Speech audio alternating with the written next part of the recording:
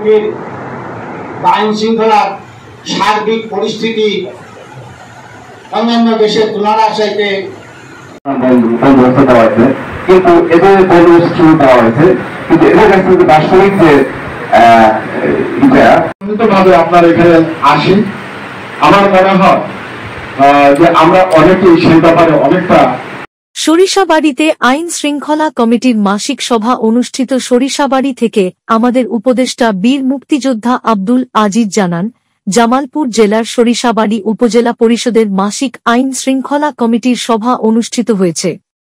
আজ রবিবার সকাল 10 ঘটিকায় উপজেলা পরিষদ কনফারেন্স রুমে এ মাসিক সভা অনুষ্ঠিত হয়। সভায় সভাপতিত্ব করেন উপজেলা নির্বাহী কর্মকর্তা শারমিন আক্তার।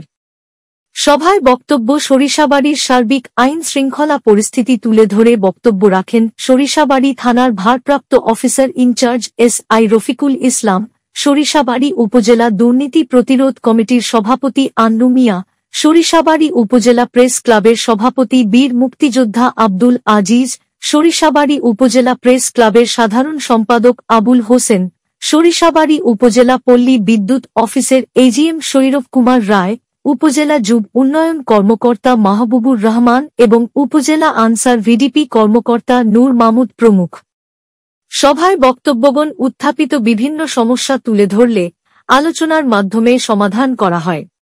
আগামী দিনে আইন শৃঙ্খলা রক্ষা ও সার্বিক নিরাপত্তা বজায় রাখতে সকলের সহযোগিতা কামনা করে উপস্থিত সবাইকে ধন্যবাদ জানান উপজেলা নির্বাহী কর্মকর্তা শারমিন আক্তার। তাদের কাছে পর্যাপ্ত পরিমাণ দূরের কথা অর্ধেকতা আমরা পাই না, যখন আমরা আর কি উপকার ভুগি ওই হিসেবে, কিন্তু যখন আমরা সরকারি কর্মকর্তা তখন আমরা বিষয়গুলো বোঝার চেষ্টা করি। কিন্তু আমার কথা হচ্ছে যে আপনারা যখন আপনাদের লাইনম্যান যাবেন বা যারা যাবেন, আপনারা যারা কর্মকর্তা যাবেন, আপনারা একটু চেষ্টা করবেন সিচুয়েশন